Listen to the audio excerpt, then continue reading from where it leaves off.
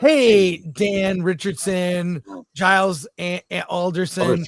Thank you Yay. for joining us. Appreciate you. Thanks A for making pleasure. it. How's it going? Very good, thanks, Chris. Very good, thanks, Alan. Lovely to meet you both. Love what you do. Good to meet you. Good to meet you guys. Tell us about. There have been some amazing documentaries lately. Food Inc. We've seen a lot of food documentaries on Netflix, among other places. There's a new food doc every time I turn around. I love them. I think our food industrial complex is being exposed. The health of our kids in America is something people care about. I think it played a part in this recent election. Tell us about your documentary. And I really like to share the trailer with our audience. But tell us about the doc. We have created what we like to think is and by the way, thanks for having us. It's lovely to meet you guys. Appreciate it. We've created food for thought in a way that we felt needed to be done. We needed to create something unique, relatable, turned out humorous. And the key thing for us was the relatability, simply because it's so easy to talk about the division between us, and you could do it in any walk of life, right? And it can be politics, which is very topical right now, and it could be food choices. And it's way too easy in this world to just stick your stake in the ground, no pun intended, vegan stake in our case, but to stick a stake in the ground and say, this is where we stand, and to vilify or to judge or to preach or to just basically say, if you're not doing this, you're wrong. And for us, it was so important to fill a gap which we felt existed in the genre, and to just say, from the word go, when the film starts, the way we open the film is designed literally to make people think, oh, I'm allowed to enjoy this. I'm allowed to just relax and chill out. These guys they're not gonna vilify and judge me. So that's kind of where the basis of Food for Thought. Let's take a look at the trailer. I have it queued up here. And then we're going to go to comments and questions from our audience, 1,500 people watching live right now. Let's take a look at the trailer for Food for Thought. Here we go. This will probably go down in history.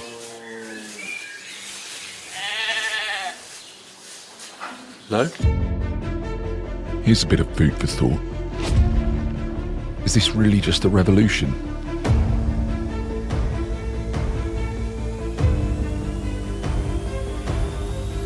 Or something much, much bigger?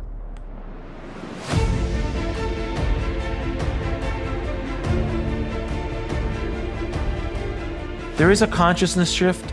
There is a shift in mentality. We would just have a group of people try the vegan diet for a 30-day period and let us know how it was. I am diabetic, so I'm very interested to see what the vegan diet will do to that. The energy is going to go right up the roof. I rather like meat. A lot. Resources get wasted, or meat production is just mind-blowing. Only real solution for the future is reducing our meat consumption and, if possible, eliminating it completely. We can turn this around in a way which stops the biggest cause of animal cruelty on the planet. You know that we wanted to rescue an animal in the documentary. Have you got one? I've got two, mate. Say yes, we'll make it happen. We're going to get them. When? Tomorrow morning. Yeah, we're going to the Good Heart Animal Sanctuary. What would the world look like if everyone did go vegan? January this year, I was cleared completely. I believe that is lifestyle choice. It's an idea that people want to work. They want to be able to consume burgers, hot dogs, sausage, but they'd love to do it without all these issues, right? And it means that these guys don't have to be killed for it. Do you want to survive, or do you want to thrive? And you can have it all. How old are you now, Roy? 86. How's your health? Never been better. I used to make money. Now I lose it efficiently in the nonprofit world, trying to make the world a better place. They started to see, oh, he's not dying.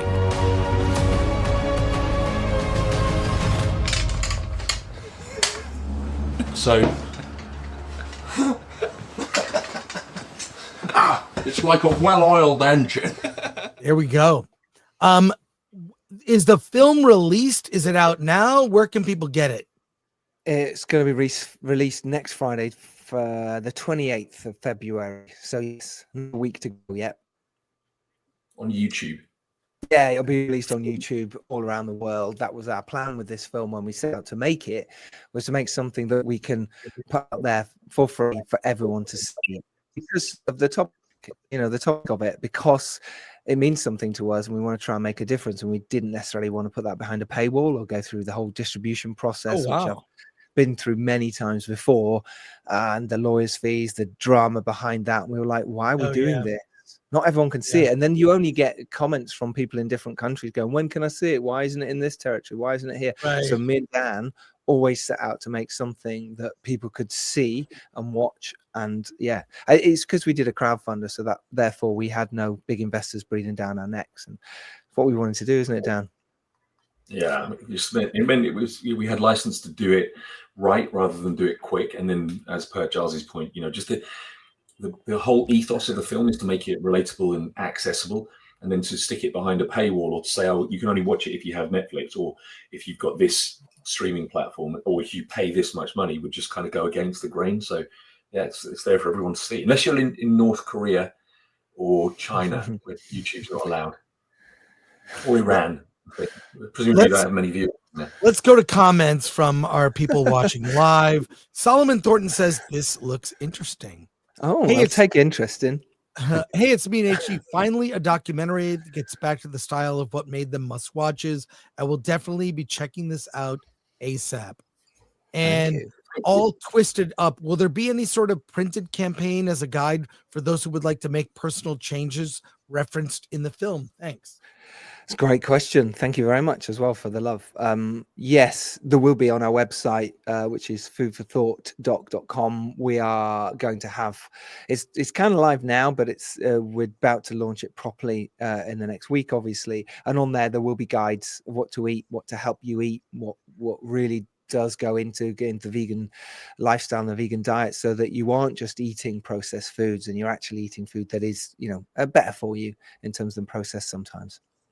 Yeah, I tried to go there, foodforthought.com. It's not live yet. Doc.com. There's doc at the end, okay. like documentary. Yeah. Right. Got it. Okay. I have to ask you a question, though. Sure. I mean, veganism is a, I feel like it's an uphill climb in terms of. Go on. Look, I'm not vegan. I like meat. But it's a hard sell. What were kind of the thoughts when you were creating the documentary for people like me? That's exactly it. That's one of the reasons why we wanted to make this documentary, because someone like you wouldn't go, oh, I must go watch Earthlings, or you might not even watch Game Changers, because there might be something in there that would be animals being tortured or it's graphic footage. We wanted to make a documentary where it's two filmmakers just going out there and being themselves and following that journey. And that to us was the most important thing, to speak to people like yourself to go, all right, I will look at that.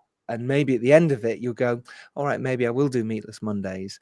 Maybe I will just not have dairy today. And that to us means everything. So yes, as much as it is a hard sell for someone like yourself, who's probably eaten meat your whole life, being conditioned to do it without any choice of your own, you just got fed that when you were a baby.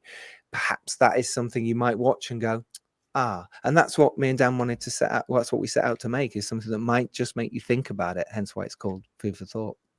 And I got the website up, foodforthoughtdoc.com. The link will be in the description for this episode here. More comments and questions from our audience. Let's go to them here. Love the first song choice. Got the chills instantly. Great trailer, says John Harrison. Thanks, John. The Nerd Far Away says, hail Mr. Richardson and Mr. Anderson. Do you think we find middle ground somewhere in all this? It's what a great question. I mean, I think what we like to think of Food for Thought as middle ground, and when I say that, I acknowledge the fact that it, of course, comes from a place of us wanting for people to think about veganism, reducing their meat consumption, whatever steps they might take. There's lots of it out there already, like Veganuary, like Meatless Monday. All those things make a big difference, and I guess the ethos behind Food for Thought was really just as we're kind of trying to impart that it's embracing everyone. It's inclusive is the word I'm looking for. It's not saying if you don't do this, you're wrong. it's important that we don't do that, because human nature is such that everyone who we say, I'd be the same, by the way. If someone said to me, the way you're living is wrong, you need to change, my instinct reaction would be, don't tell me what to do. You don't get to tell me what to do. So we'd like to think that Food for Thought offers a bit of a middle ground. Watch what happens when I say that, and the vegan community will be like, well, you've got to be a bit stronger, you've got to be a bit harsher. Yeah. So Yeah. and that, by that happening, I'll know that we've kind of achieved that middle ground, because it's, as I say, we're trying to avoid the division, we're trying to avoid the them and us mentality, which doesn't really help anything. At the same time, we're trying to avoid just yelling into the echo chamber of people who already agree with us, who, if nothing's changed, right? If they carry on as they were, because they already agree with us, we've achieved nothing. But if we, just from this conversation, from the trailer, from the film itself, if someone thinks, all right, you know what, maybe I'll just go meatless Monday, maybe I'll do Veganuary next year, maybe I'll go vegan completely, we've made a difference, and so have you. And we have a guy, but the best way I can describe that is we have a guy in the film called Mate Remats. He's the owner, founder of Remats Automobile, which is the fastest electric production road car on earth. Now it's owned by Bugatti. It wasn't at the time we interviewed him, but he's literally sold his organization to Bugatti. He's like the Croatian Elon Musk, but better. He, in the film, says a soundbite, which I think is the most powerful thing. So consider, this is a chap whose business, his livelihood, depends on him making and selling electric cars. And we literally have him saying, you can make a bigger impact just by changing a dietary choice. Just eat less meat, not more, not cut it out completely, less meat. And he's right. It's just a fact. So we hope is sort of a middle ground view to it, because no one's pushing you to end it completely. But if you can reduce it just one day a week, if everyone did that, that's a billion people. If there were 7 billion of us on the planet, which actually there's more, one day of a week, everyone doing Meatless Monday, that's a billion vegans overnight. Well, I am a meat eater myself, but I've reduced my consumption by not going to McDonald's. It's too expensive. It's too expensive, and it's not, the quality is not great. I'm sorry. Well, I was going to say, I don't know if I don't know how much meat there is in the burgers that you're saying. Anyway, isn't it like some weird pink like sludge they turn into meat? It is. Weird. Well, it's the offcuts. It's the stuff that they don't put into, your burgers and your bacon. So it's the stuff of the arseholes and the eyes and the noses. That's the stuff that the offcut, the sludge. Again, don't quote me on this. Don't sue me, anyone. But this is what we're told is the stuff that then goes into these patties. I mean, well, we've seen it in the videos. I saw that Super Size Me doc by Morgan. Yeah, Spurlock. there you go. I think that had a profound impact. More questions and comments here. Lord Comment for 2. Your movie is great. Beats anything with Daisy Ridley. There we go. Come on. That's not a fair comparison. It's not, but Daisy actually turned up to my first ever short film screening that I had at BAFTA. Daisy, before she was famous, anything, she was there. So I met her years before she did Star Wars. And I saw the Cleaner, by the way, the other day, and I thought she was great in it. I loved it. It was really fun. You know what? I like Daisy Ridley. I'm not sure about. I like Daisy Ridley. So we'll leave it there. Let's leave it there. Let's move on. Hey, Dallas 24. How do they plan on approaching the topic of veganism different than other similar theme documentaries in the past? How is this different than other vegan documentaries? Neil, you. We're not at each other. You go. You can pick a documentary, okay? So like we can look at all the way across the spectrum. You can look at Earthlings or Dominion or Land of Hope and Glory, which are the films that if anyone's seen, they'll never forget in terms of graphic footage. It's literally just taking you behind the scenes of the reality, which, people can joke about, be kind of lighthearted about. I'm sure there's comments, people saying, I'm going to have 2 burgers tonight just to celebrate this, whatever, that kind of stuff. When you see the reality of things like Earthlings, which is narrated, by the way, by Joaquin Phoenix, there's that kind of thing. At the other end of the spectrum, I suppose you could say there's things like The Game Changers, directed by Louis Sahoyas. He's the Oscar-winning director of The Cove. He created The Game Changers to show it from the perspective of you don't just get to survive on a vegan diet, you get to thrive, because he covers Novak Djokovic, the Grand Slam winning tennis champion, Lewis Hamilton, the F1 7 times world champion. I think he is the world's strongest man, numerous Olympians, athletes, people who literally thrive and win on a vegan diet. So there's all these things that exist and lots of different things in between that. And we really felt like we wanted to create something that fills a gap that exists. And I have to be honest and say that aside from the real focus initially being relatability, that whole middle ground that was just referred to in a previous question, that was our number one priority. And then by virtue of that, as we filmed it and as we started to edit it and put it all together, we realized actually one of the things that makes it relatable is that Giles and I became a part of the film, as per you saw in the trailer. Mm-hmm. And it was trying to just inject a sense of a little bit of lightheartedness, a little bit of humor, and all of it designed to give you guys watching it who don't want to go vegan, who don't think you even want to watch the film, right from the outset. It's not that we need to give you permission, but it's saying you're allowed to relax and enjoy this, because you're not going to be preached at, you're not going to be judged, and you're not. That's the way we approached it from the start, and it's kind of evolved into what Food for Thought is today, which we do think is unique in the genre. And final question before we let you go here. Adelis24 says, is there a future where you see the consumption of animal meats being replaced by technical advancements in the lab-grown meat? Yeah, I think it's already happening. I mean, you look at Beyond Meat, which we talk about in the documentary, and it's when I first went vegan, I was like, I don't want to do this. I don't want to eat this. It feels too much like an animal. It feels lab-grown meat. But once I've really thought about it, it actually isn't hurting an animal.